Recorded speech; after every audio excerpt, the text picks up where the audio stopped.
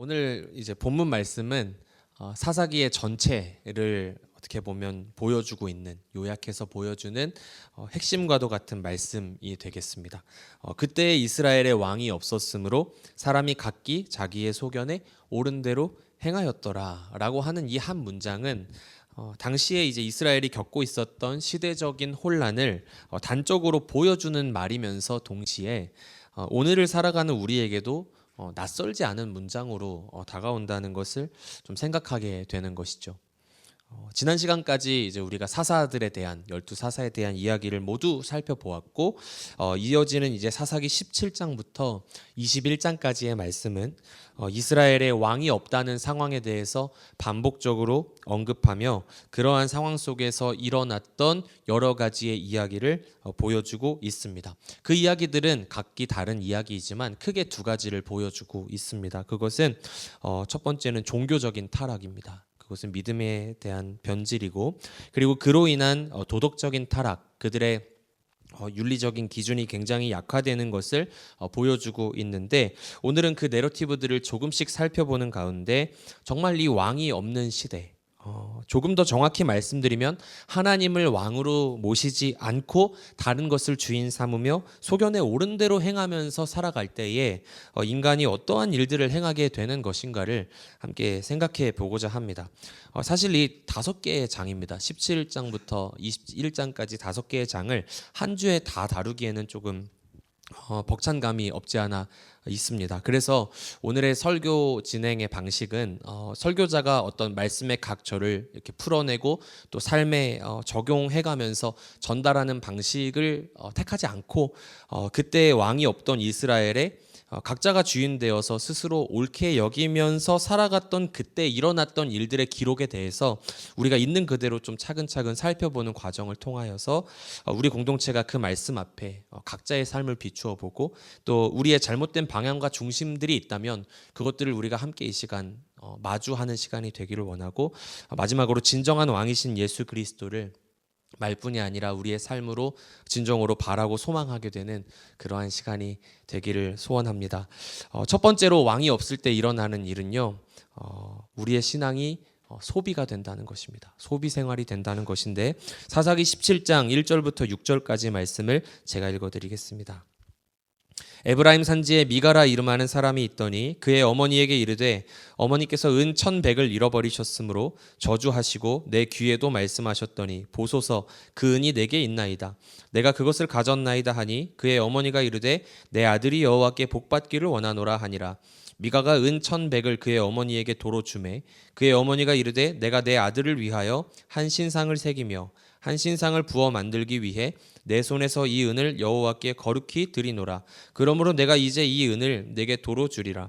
미가가 그 은을 그의 어머니에게 도로 주었으므로 어머니가 그 은 200을 가져다 은장색에게 주어 한 신상을 새기고 한 신상을 부어 만들었더니 그 신상이 미가의 집에 있더라. 그 사람 미가에게 신당이 있으므로 그가 에봇과 드라빔을 만들고 한 아들을 세워 그의 제사장으로 삼았더라. 그때에는 이스라엘의 왕이 없었으므로 사람마다 자기 소견에 옳은 대로 행하였더라.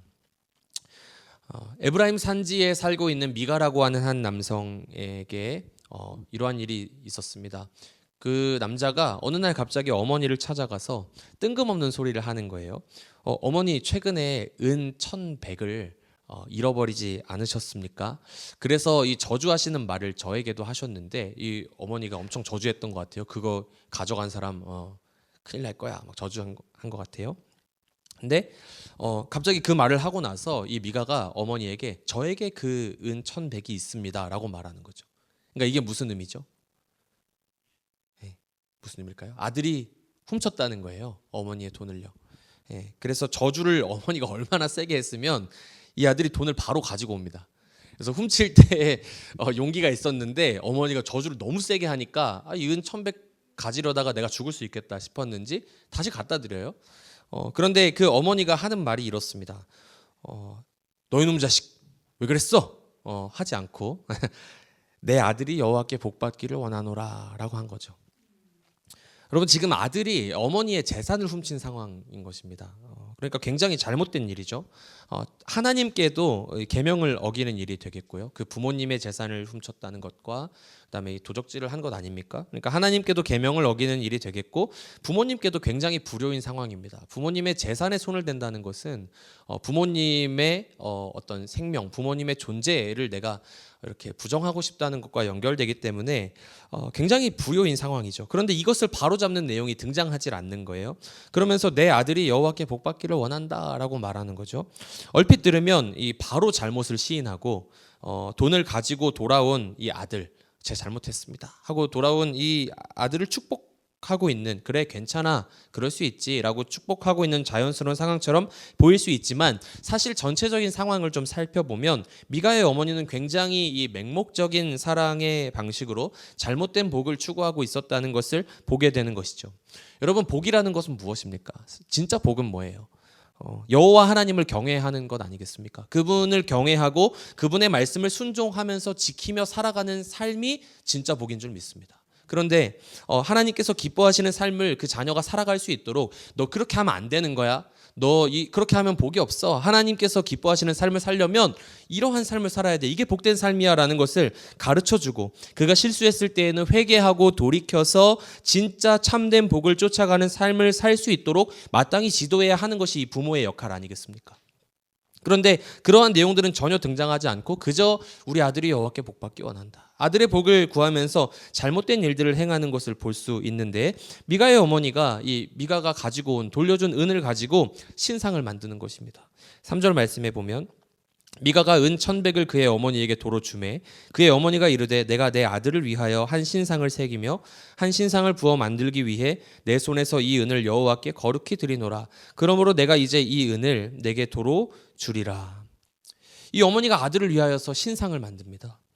그런데 은을 여호와께 거룩히 드렸다라고 말하고 있어요. 그러니까 이 두 가지가 공존하고 있는 것이죠. 이게 너무나 무서운 일인 것입니다. 하나님을 향한 믿음을 완전히 개인적인 어떤 소비의 생활로 바꾸어 낸 것이죠. 그러니까 이들에게 하나님은 왕이 아니셨던 겁니다. 그녀는 철저히 하나님을 향한 신앙을 자기가 원하는 대로 만들어내고 소비하고 행하고 있었다라는 것이죠. 여러분, 여호와의 복이, 하나님의 복이 자녀에게, 이 아들에게 임하기를 바라는 부모의 마음은 너무나 자연스러운 것이죠. 누가 그것을 탓할 수 있겠습니까? 내 아들이 여호와께 복받기를 원합니다. 그러나 그녀는 자녀의 인생에 무엇이 진짜 복된 것인지를 알지 못했다는 것입니다. 살아계신 여호와 하나님과 동행하는 인생, 그것을 가르치고 그것이 정말 복된 인생임을 알게 한 것이 아니라 그저 좋은 게 좋은 거라고, 하나님이 너에게 복 주시기 원한다, 이 은을 가지고 신상 만들어서 여호와 하나님께 거룩히 드리고 그것을 우리 집에 둘 테니까 너는 복을 받게 될 것이다 라는 완전히 잘못된 가르침을 주고 있었다라는 것이죠. 오늘날 이 시대에 얼마나 많은 사람들이 이 자녀에게 이 신상을 만들어 주고 있는지 모릅니다.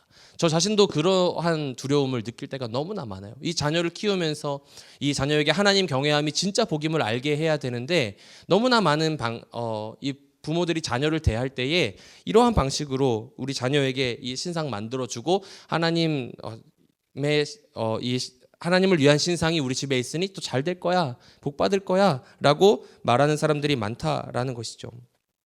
이렇게 미가의 집에는 자신들만의 종교 왕국이 세워져 나가기 시작합니다. 여호와 하나님께 구별하여 드린 돈을 가지고 신상을 만들고 신당도 만들고요, 또 에봇과 드라빔을 만들어서 제사장도 직접 고용을 합니다. 에봇은 제사장의 유니폼이었죠. 제사장이 입는 전문적인 옷이었습니다. 이것을 개인적으로 만들어서는 안 되는 것인데 만들었다라는 거예요. 또한 제사장은 이 레위 지파에게 주어졌던 고유한 직분이죠. 레위 사람들이 할 수 있었던 그 직분인데, 미가의 어머니는 미가는 그 집에 있는 아들들 중에 한 명을 그냥 제사장으로 삼았다라는 거예요. 그리고 6절 말씀에 이러한 미가의 집에서 일어난 일들에 대한 저자의 말이 등장하고 있는 것인데, 제가 읽어드리겠습니다. 그때는 이스라엘의 왕이 없었으므로 사람마다 자기 소견에 옳은 대로 행하였더라 라고 평가하고 있는 거죠. 여러분, 우리가 하나님의 이름으로 행하는 일들, 나와 내 집이 복을 받고자 열심으로 행하는 일들이 정말 하나님께서 기뻐하시는 일들인가에 대해서 돌아보아야 한다는 것을 이 말씀이 보여주고 있죠. 그분의 말씀에 비추어서 겸손하게 순종하며 따라가는 삶을 사는 것이 진정한 복일진데, 그분을 왕으로 모시지 않을 때, 사실 그분이 우리의 왕이 아니실 때의 우리의 믿음이라는 것은, 신앙이라는 것은 그 연수가 얼마나 되었든지, 우리가 얼마나 많은 지식으로 하나님을 알고 있든지와 상관없이 그저 소비 생활에 지나지 않는 것으로 얼마든지 변질될 수 있는 여지가 존재하고 있다는 겁니다. 소비는 무엇입니까, 여러분? 소비라는 거는, 소비 좋아하세요? 소비 안 좋아하는 사람이 어디 있겠어요? 소비를 한다는 것은 내가 원하는 때에 나의 만족을 채우기 위해서 언제든지 내가 가진 대가를 지불하고 얻어낼 수 있는 어떤 것 아니겠습니까? 미가의 집에서 여호와를 섬긴 방식이 바로 이러한 소비의 방식이었다라는 것입니다. 그것은 계속되었죠. 17장 후반부에 보면 유다 베들레헴에 거주하던 레위인 청년이 나옵니다. 성경이 있으신 분들은 계속 따라오면서 좀 보셔도 좋겠는데, 레위인 청년이 있어요. 그런데 그가 이제 거류할 곳을 찾으러 다니다가 에브라임 산지에 있는 미가의 집까지 오게 된 것이죠.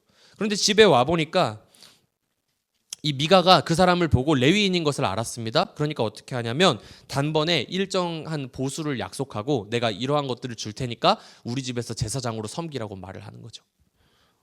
그리고 뭐라고 하는지 한번 볼까요? 사사기 17장 13절 말씀에 이에 미가가 이르되 레위인이 내 제사장이 되었으니 이제 여호와께서 내게 복 주실 줄을 아노라 하니라. 그러니까 어머니에게 배운 그 신앙의 어떤 그 거래 형태가 이 자식에게 고스란히 전수된 거예요. 이게 보이십니까? 특정한 형식들, 내가 가지고 있는 어떠한 이 종교적인 지식들을 가지고, 그렇지, 레위인으로 제사장을 삼으라고 하나님 말씀하셨지, 그러니까 이제는 자기가 원하는 대로 이 사람을 데려다가 보수를 약속하고 자기의 집에 제사장으로 삼아놓고 나서 이제 레위인이 제사장이 되었으니까 여호와께서 우리 집에 복 주시겠다라고 말하고 있는 것입니다. 그러니까 자기 소견에 옳은 대로 믿는 상태가 이 어머니의 신앙으로부터 전수되었다라는 거죠. 이제는 여호와께서 내게 복을 주실 줄 아노라. 여러분, 소비하는 신앙생활은 이처럼 교묘한 것입니다.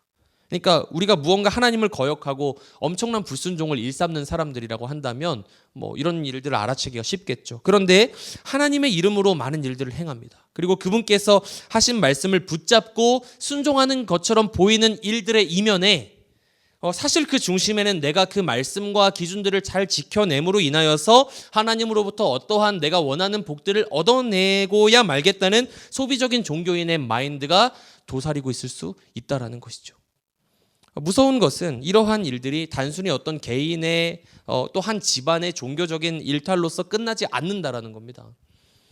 그러니까 시간상 저희가 다 상세하게 살펴보지는 못하겠지만 18장으로 넘어가면 이 미가의 한 집에서 일어났던 이러한 일들, 종교를 사유화하고 이렇게 자기 마음대로 행했던 일들이 이스라엘의 한 지파에게 확장되어져 가는 일들을 다루고 있습니다.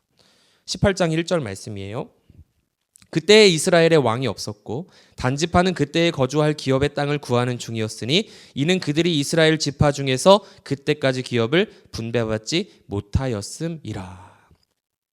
역시나 18장을 시작할 때도 이스라엘의 왕이 없는 상황에 대해서 동일하게 언급하고 있죠. 그때 이 지파 중에 단지파라고 하는 사람들이 거주할 기업의 땅을 여전히 구하는 상태였는데, 여러 가지 땅을 정탐하고 살피는 과정에서 이 에브라임 산지에 있었던 미가의 집에 유숙을 하게 된 겁니다. 그런데 거기에 가보니까 누가 있어요? 레위 청년 제사장이 있는 거죠. 그리고 거기에 지어놓은 이 하나님을 섬긴다고 만들어 놓은 여러 신당과 여러 가지 물품들을 보게 된 것입니다. 너무 좋아 보인 거예요. 그래서 어떻게 하느냐 하면 그것들을 다 이제 빼앗아서 가지고 갑니다. 이 단지파 사람들이요. 수많은 사람들을 이끌고 미가의 집으로 다시 돌아와서 신상, 에봇, 드라빔 같은 것들을 훔치고요. 그 다음에 그 집에 있던 레위 사람 제사장을 회유해서 네가 한 집의 제사장을 하는 것보다 우리 한 지파의 제사장을 하는 게 더 이렇게 유익한 일 아니겠냐라고 말하니까 이 레위인 청년이 좋습니다 하고 따라가요. 그러니까 전혀 자격이 없는, 준비되지 않은 사람을 세워놓았고 그 사람을 이제 어떠한 보수를 주겠다는 약속을 가지고 이제 데리고 간 거죠. 그들도 하나님을 알고 있습니다. 그리고 언급을 하죠. 그러나 철저히 본인들의 이익과 안전을 중요시했다는 걸 보게 되는데, 처음에 그 집에 레위인 청년이 있다는 걸 이 단지파 사람들이 보고 나서 무슨 부탁을 하냐면 우리를 위해서 하나님께 좀 물어봐 달라고 부탁을 합니다. 뭘 물어봐요? 우리가 가는 길이 지금 여러 가지 땅들을 알아보고 있지 않습니까? 우리가 가는 길이 과연 형통하겠냐? 과연 안전하겠냐? 위협이 없겠냐라는 것을 하나님께 알아봐 달라는 부탁을 이 제사장에게 한 거죠. 이 레위인 청년에게. 그러니까 믿음의 이름 아래서 벌어지는 어떤 자기 중심적인 선택들, 그리고 그 누구도 이 일에 하나님이 무엇을 원하시는가, 하나님이 이 일을 과연 기뻐하시는가 대해서 묻지 않았다라는 거예요.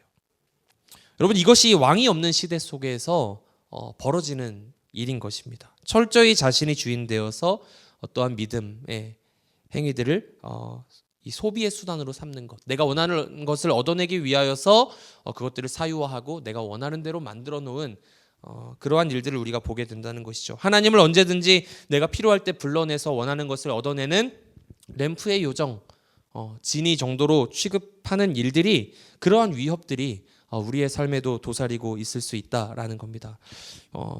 결국에 이 사건은 이 내러티브는 아무도 책임지지 않는 채로 끝이 나는데, 단지 하나님께서는 침묵하시고 사람들은 계속해서 각자 자기의 방식대로 살아갑니다.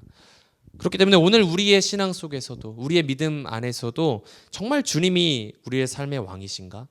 나의 삶에 어떠한 그런 경건의 모양들, 내가 주님을 섬기기 위해 또 주님의 이름으로 행하는 많은 일들이 있다 할지라도 정말 그 중심에 내가 하나님께서 정말 나와 내 가정, 그리고 우리 교회 공동체 안에 원하시는 일들을, 기뻐하시는 일들을 내가 물으며 또 행하며 살아가고 있는가라는 질문이 필요하다라는 것이죠. 팀 켈러 목사님은 이렇게 정리합니다. 죄는 단지 잘못된 행동이 아니라 하나님을 무시하고 그분 없이 내가 내 인생을 결정하겠다는 반역이다 라고 합니다.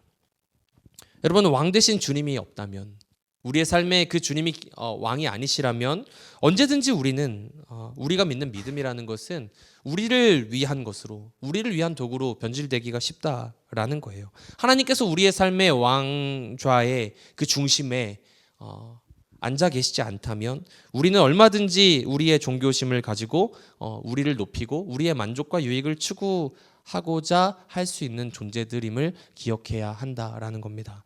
두 번째로, 왕이 없을 때 일어나는 일은 기준이 무너진다는 것입니다. 기준이 무너져요.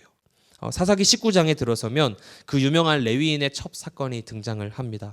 21장까지 이어지는 이 긴 스토리는 사사기의 타락상을 어찌 보면 가장 잔인하고 또 적나라하게 보여주는 슬픔의 이야기입니다. 사사기 19장 1, 2절 말씀에 이스라엘의 왕이 없을 그때에 에브라임 산지 구석에 거류하는 어떤 레위 사람이 유다 베들레헴에서 첩을 맞이하였더니 그 첩이 행음하고 남편을 떠나 유다 베들레헴 그의 아버지의 집에 돌아가서 거기서 넉 달 동안을 지내매. 19장도 어떻게 시작을 하고 있습니까? 이스라엘의 왕이 없을 시기였다라는 것을 강조해서 말해주고 있지요. 그런데 어떤 레위 사람이 이 베들레헴에서 첩을 맞이했다라고 하는 굉장히 기이한 문장으로 시작을 하고 있는데, 여러분, 이 사사기를 살펴보면 앞선 미가의 이 집에서 일어난 사건에서도 그렇고요, 또 여기서도 그렇고, 이 레위인, 하나님께서 하나님을 섬기고자 구별하여 부르신 이 레위인들이 어떤 이 민족의 타락상을 보여주는 사건들의 중심에 등장하고 있는 것을 보게 됩니다.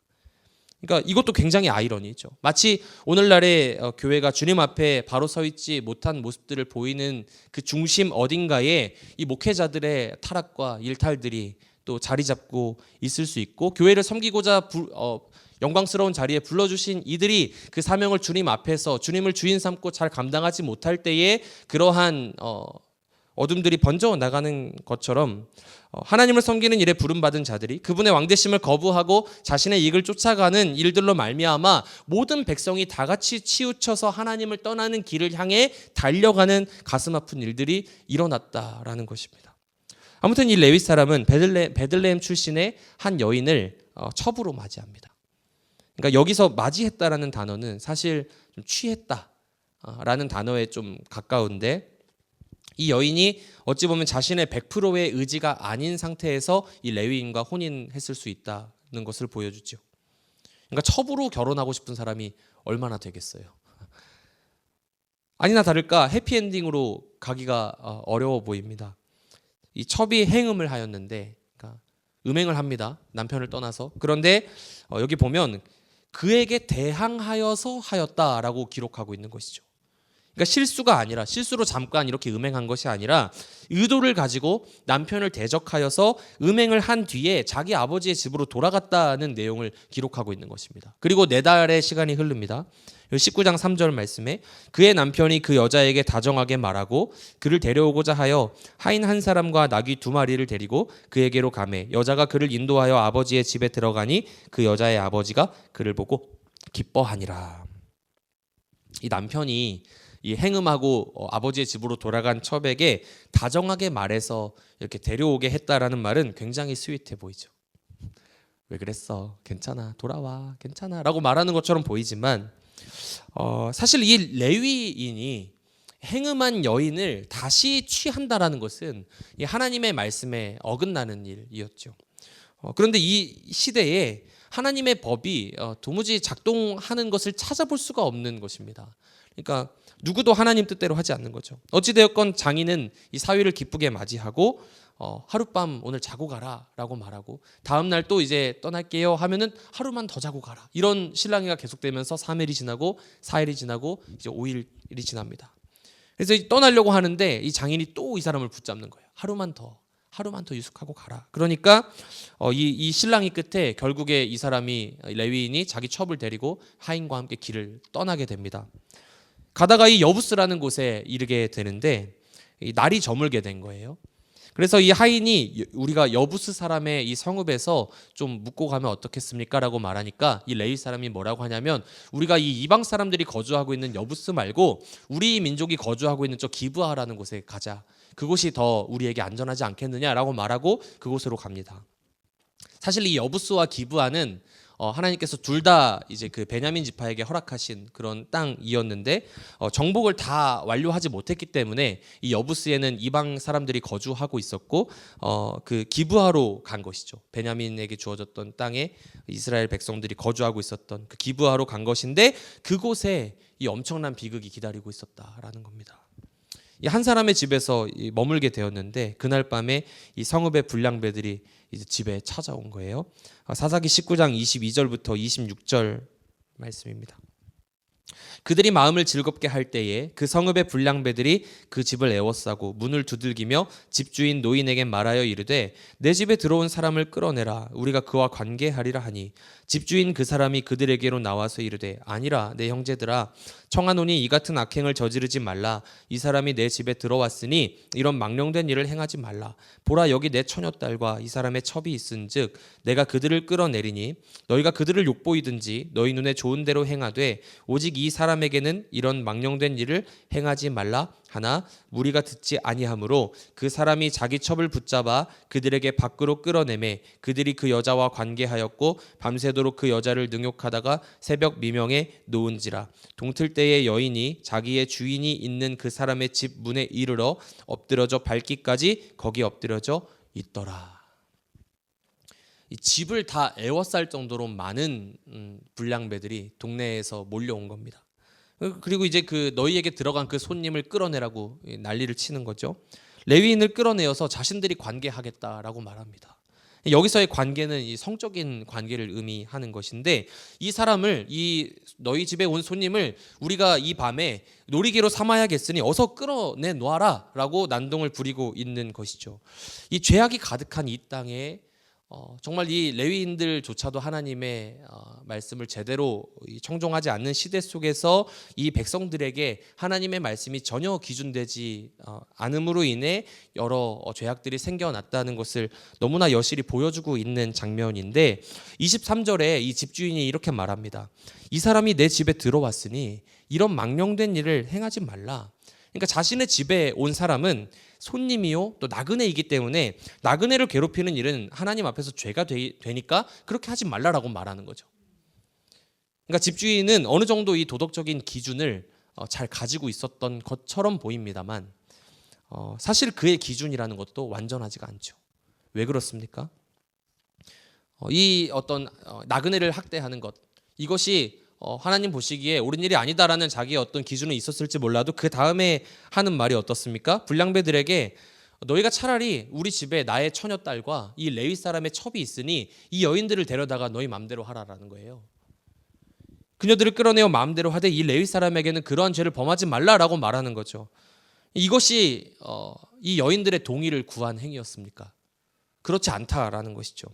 집주인은 이 어떤 자기의 도덕적인 기준을 가지고 우리가 약자인 이 나그네를 돌봐야 한다는 이 기준을 가지고 있었습니다. 그래서 나름대로 열심히 이 실천도 했죠. 그래서 자기 집을 내어주고 이 사람을 환대하고 또 이 불량배들의 위협 속에서 나름대로 이 도덕적인 기준을 가지고 이 사람들에게 말했다는 것입니다. 너희가 나그네를 학대하는 것이 옳은 일이 아니다라고 말했지만 사실 이 나그네보다 더욱더 어찌 보면 약자라고 할 수 있는 이 여인들의 어떤 의지와 전혀 상관이 없이 굉장히 폭력적인 방식, 파괴적인 방식으로 이 사람의 도덕적인 기준이 적용되는 것을 볼 수 있다라는 것이죠. 이 여성들의 인권과 의견들은 철저히 무시되었습니다. 그리고 그저 불량한 자들의 이 광기, 이 분노를 잠재우는 도구 정도로 사용하고자 하는 굉장히 불완전한 기준을 가지고 있다라는 것을 볼 수 있는 것이죠. 이런저런 실랑이 끝에 이 레위인은 자신의 첩을 불량배들에게 내어주고 문을 닫아버립니다. 여인은 밤새도록 학대를 당하다가 새벽에 문 앞에서 엎드려져 죽게 되죠. 이 끔찍한 장면을 어떻게 이해해야 하겠습니까? 하나님이 왕이 되시지 않으면, 그러니까 인간이 아무리 어떠한 지식을 가지고 있다 한들, 어떠한 내 나름대로의 도덕적인 이 기준을 가지고 있다 한들, 인간은 자기 욕망이 왕이 되는 순간 그 안에서 어떠한 사랑도 보호도 책임도 사라진 이 시대의 모습과 같이 흘러갈 수밖에 없다라는 것이죠.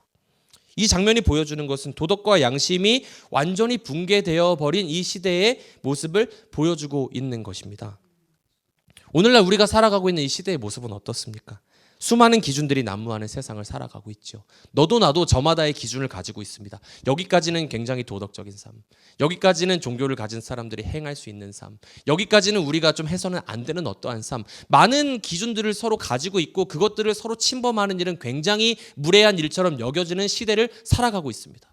저마다가 가지고 있는 기준을 넘어서서 어떠한 진리를 얘기한다는 것은 불가능한 일처럼 여겨지는 시대를 우리가 살아가고 있다라는 것이죠.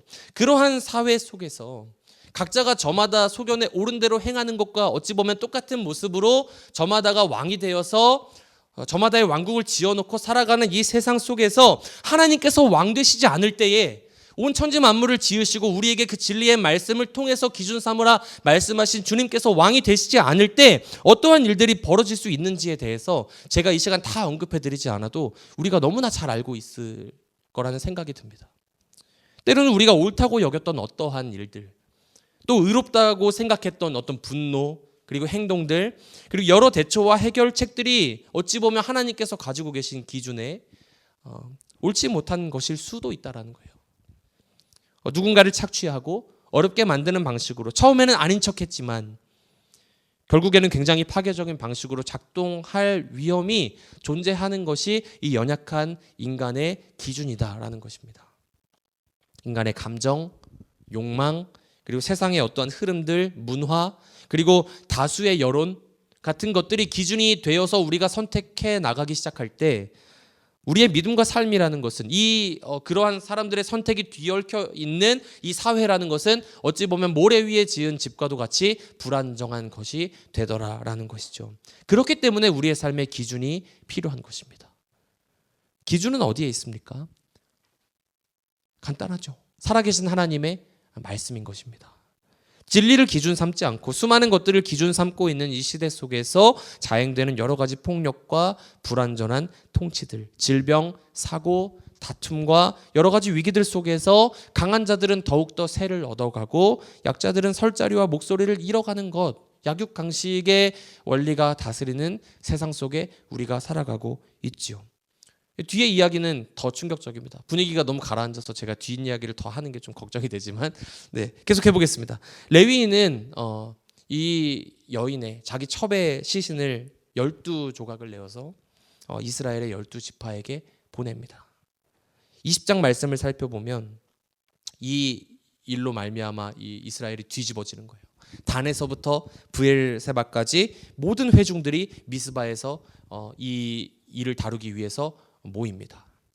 그런데 이 베냐민 지파가 이 기브아 사람들의 죄악을 인정하지 않았던 것이죠. 이 죄를 감싸고 다른 지파들과 충돌하게 됩니다. 그래서 이스라엘이 전쟁이 벌어지고 결국에 이 베냐민 지파의 대부분이 죽임을 당하는 이 이스라엘의 긴 슬픔의 역사가 이제 시작되는 것인데 21장으로 넘어가도요. 이 문제가 해결이 되질 않습니다. 그러니까 전쟁을 치르고 나서 이 백성들이 자기들의 어떤 이 죄악의 결과 하나님께 묻지 않고 무엇을 기뻐하시는지 생각해 보지 않고 본인들이 어떠한 기준들을 가지고 이 베냐민 지파를 치지 않습니까? 이들을 완전히 사륙하고 버려놓은 전쟁인데 그 뒤에 이 하나님 앞에 울면서 이렇게 탄식하는 내용들이 등장을 하는 거예요. 주님 어찌 주님이 계신데 이런 이 한 지파가 없어지는 이러한 일들이 우리에게 일어났습니까? 그러니까 본인들이 행한 일인데 자신들의 기준 안에서 이 하나님의 12지파 완전한 이스라엘이 깨어지는 일은 견딜 수가 없는 그러한 모습을 보여주고 있는 것이죠. 그래서 이 문제를 해결하기로 하는데 여기서도 하나님께 엎드리지 않습니다. 그냥 자신들의 방식대로 우리가 어떻게 하면 이 문제를 좀 해결해 볼까? 어떻게 하면 이 베냐민 지파 사람들에게 이 대를 좀 이어가게 할까라는 생각 속에 머리를 맞대고 행한 일이 있는데 이 일이 굉장히 이제 적반하장이죠. 제가 원고에 적어놓지 않았다가 일부에 생각난 이야기 중에 우리 은수는 알고 있을 수 있는데 제가 캠프에 가서 청소년들에게 이제 사용했던 예화 중에 어렸을 때 제가 그 수련회에 가가지고 은혜를 너무 많이 받은 거예요. 은혜를 너무 많이 받아서 그때 당시에 목사님이 설교하셨던 목사님이 이렇게 막 굉장히 강력하게 말씀하시는 분이셨습니다. 게임하면 지옥 간다! 뭐 이런 거였어요. 그래서 너무 무서웠지만 집에 와서 이제 나는 하나님 자녀로 바르게 살아가리라 이런 마음을 가지고 집에 있는 그때 당시 CD로 게임을 했는데 이 게임 CD를 다 부숴야겠다 이런 생각을 했습니다. 그래서 집에 가서 이렇게 제가 좋아하던 축구 게임 CD를 부수려고 딱 꺼냈다가 너무 아까운 거예요. 그래가지고 동생을 불렀습니다. 여동생을 불러서 그 여동생이 좋아하는 그 공주 키우기 그 프린세스 메이커 3 그 CD가 있거든요. 가지고 와봐. 그 다음에 어떻게 했을까요? 부셨어요. 네, 그리고 동생 억울해서 왜 부시냐 이걸 나의 소중한 CD를. 근데 그리고 나서 제가 이제 어떤 이 저의 불안함의 해소를 이제 동생을 통해서 한 거죠. 아 뭔가 이렇게 했구나. 그리고 나서 그 저의 게임 CD를 부쉈을까요? 안 부쉈을까요? 부수지 않고 그 뒤에 그 다음 해에도 새로운 버전을 사고 그 다음에도 새로운 버전을 사고 이제 피파 뭐 2023, 2024, 2025까지 이제 계속 하는 그런 안타까운 일이 있었는데 자신들의 어떤 어떤 기준 이런 불안함들을 해소하기 위해서 어떠한 이들을 착취하였다라는 거예요. 이 대가 정말 끊어지게 생겼으니까 이건 유지는 해야 되겠고. 그러니까 어떤 방식을 택하냐면 이 야베스 길르앗에 있는 주민들을 공격합니다. 근데 여기에 명분이 있었어요. 이 너희들이 미스바 총회에 모였을 때 나오지 않았지? 그러한 자들 우리 죽이기로 했잖아. 그래서 그걸 이 명분을 가지고 쳐들어가서 처녀 400명을 사로잡습니다. 그로 인해서 모든 남자들 그리고 그 남자와 결혼한 여자들 그리고 아이들까지 모조리 쳐서 진멸하는 일들을 자행했다라는 것이죠. 그러니까 하나님께서 세우신 이스라엘 이 지파를 보존하기 위함이라는 굉장히 거룩해 보이는 명분이 있었습니다. 이 명분을 가지고 행했지만 철저히 이 사륙은 인간의 방법으로 자행한 학살이었다라는 것이고 명백한 죄악이었다라는 것을 알 수 있는 것이죠. 그러고 나서도 이 여인의 수가 모자라니까 베냐민 자손들을 불러다가 이러한 방법들을 막 알려주는 거예요. 네가 이제 남은 사람들은 어떻게 채우면 되냐면 매년 여호와의 명절에 축제가 열리는데 그때 이 실로의 여자들이 춤을 추러 나올 거야. 그러면 걔네들 다 혼자 있으니까 가서 그 딸들 사로잡아서 너의 아내로 삼아라. 그러면 그 누구도 책임을 묻지 않을 거야. 나도 죄 없고 너도 없어. 괜찮아 라고 말하는 거죠. 그리고 베냐민 땅으로 돌아가라고 하는 거예요. 역시나 자신들의 어떤 인위적인 이 해결책을 위해서 약자들의 인격을 무시하고 철저히 자신의 목적을 달성하는 모습을 보여주더라라는 겁니다. 그리고 무언가 해결이 되지 않은 상태로 오늘 이 본문으로 함께 읽었던 마지막 말씀으로 사사기 전체가 마무리되고 있는 거죠. 사사기 21장 25절 오늘 말씀인데 우리 같이 한번 읽고 마무리하면 좋겠는데 한번 읽어볼까요? 시작. 그때에 이스라엘의 왕이 없으므로 사람이 각기 자기의 소견에 옳은 대로 행하였더라. 여러분 결국 사사기 말씀은 이렇게 끝납니다. 무언가 이렇게 열린 결말의 영화를 보고 기분이 좋지 않은 것처럼 왕이 없는 시대의 결말이 이 무질서한 이 파괴로 끝이 난다라는 것이죠. 이것은 우리에게 굉장히 어떠한 두려움과 절망을 주는 이야기로 끝을 맺는 것처럼 보입니다. 우리를 위축되게 만들고 그러면 도무지 우리 이 인간의 이 군상, 우리들의 이 짧은 인생 가운데에는 소망이 없는 것인가라고 여겨질 수밖에 없는 이 사사기의 마무리이지만 이 이야기가 이 어둠 가운데 결말로 끝나지 않는다는 것을 저 여러분은 알고 있습니다. 사사기의 바로 다음 등장하는 성경이 어떠한 책입니까? 룻기가 등장을 하죠. 철저한 인간의 이야기, 이 실수와 죄악으로 점철된 채 마무리되는, 더 이상 하나님을 찾지도 않고 그분께 순종할 마음도 없으며 회개하지 않는 인간의 그 기준을 가지고 행했던 많은 결과들로 인해서 낳은 이 비극으로 마무리되는 사사기 이후에 여전히 인간의 실수와 실패로 시작하는 이 룻기의 이야기가 등장을 하죠. 가뭄을 피해 내려갔던 이 땅에서 남편과 자기 아들들이 다 죽었던 그 모든 것을 잃어버린 한 여인, 나옴이라고 하는 이 여인의 이야기, 그 삶에서부터 출발하는 이야기이지만 전혀 예상하지 못한 방식으로 하나님께서 룻이라고 하는 이 이방 여인을 통해 보여주시는 그분의 헤세드, 긍휼, 그 헌신, 그것들을 통하여서 어떠한 결말이 주어집니까? 왕이 없던 이 민족, 그때 이스라엘에 왕이 없어서 각기 소견에 옳은 대로 행하였더라. 거기서부터 파생되는 수많은 문제들, 종교를 사유화하고 하나님을, 믿음을 소비하는 그러한 삶에서부터 수많은 윤리적인 기준들이 무너지고 더 이상 소망이 없어 보이는 그러한 삶에서부터 진정한 왕을 기다리게 되는 소망의 이야기가 시작되는 것입니다. 이 여인의 이 헤세드를 통하여서, 이 하나님께서 준비해 놓으신 기가 막힌 이야기를 통하여서 하나님의 마음에 합한 왕, 그분의 말씀 듣기를 사모했던 이 왕 다윗을 보내주시고 나아가서 가장 위대한 왕, 인간의 스스로 주인됨의 결국이라는 것이 이러한 비극일 뿐임을 아시고 그 영원한 죽음의 문제와 고통을 해결하시기 위해 평화의 왕으로 오신 우리 주 예수 그리스도를 보여주고 있는 줄 믿습니다. 사사기의 결말은 정말 허무한 이야기처럼 느껴집니다. 그러나 이 책을 살펴보는, 우리가 10주 동안 살펴봤잖아요. 그런데 분명한 유익이 있다라고 한다면 그것은 우리로 하여금 하나님을 잘 믿고 있다고 여겼지만 사실 우리가 이런 존재였음을, 이 하나님이 왕 되시지 않은 인생이 얼마나 이 철저히 스스로 주인되어 살아갈 수밖에 없는, 그리고 그 끝이 비참할 수밖에 없는 인생인지를 깨닫는 은혜, 그리고 그러한 삶에, 그러한 자격 없는 우리들의 인생에 이 평화의 왕 예수 그리스도를 허락해 주시는 그분만이 정말 나의 인생의 주인 되시기를 입술 뿐만이 아니라 진정한 고백으로 바라는 상태, 그것이 이 사사기 말씀이 저와 여러분에게 주시는 너무나 놀라운 유익인 줄 믿습니다. 길을 모르는 우리를 인도하시는 왕, 그러한 왕이 우리에게 필요합니다. 무분별하고 기준이 없는 우리 삶에 질서를 주시는 왕이 필요합니다. 강자가 다스리고 약자가 철저히 짓밟히는 세상 속에서 섬김으로 세상을 다스리시는 사랑의 왕, 그 예수 그리스도, 그분께서 십자가 위에서 우리에게 보여주신 사랑, 그리고 증명해내신 왕의 권위, 왕의 자리가 아닌 십자가에서 명령이 아닌 희생으로, 주권이 아닌 섬김으로 세상과 전혀 다른 방식으로 우리를 통치하시는 왕이 오실 것입니다.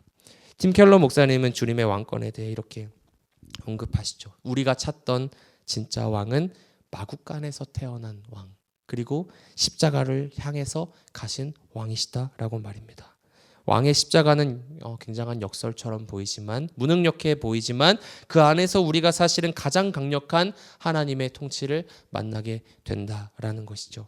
사랑과 은혜로 우리를 다스리시는 왕은 유일하십니다. 그분을 나의 삶의 주인으로 모셔드릴 때 우리는 진정한 자유를 경험할 수 있습니다. 더 이상 우리 소견에 옳은 대로 살아가는 것이 진정한 자유가 아닌 그분의 통치를 받아들이고 그분과 함께 동행하는 삶이 진정한 복된 삶임을 깨닫는 은혜가 우리에게 시작된다라는 것이죠.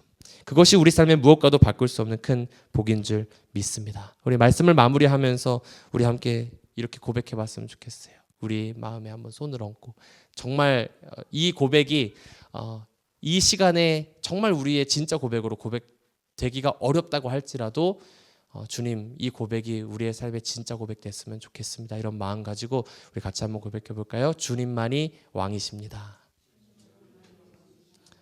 여러분 진짜 그렇게 되기를 원하십니까? 네, 우리 한 번 더 고백했으면 좋겠습니다. 주님만이 왕이십니다. 주님만이 우리 가정의 왕이십니다.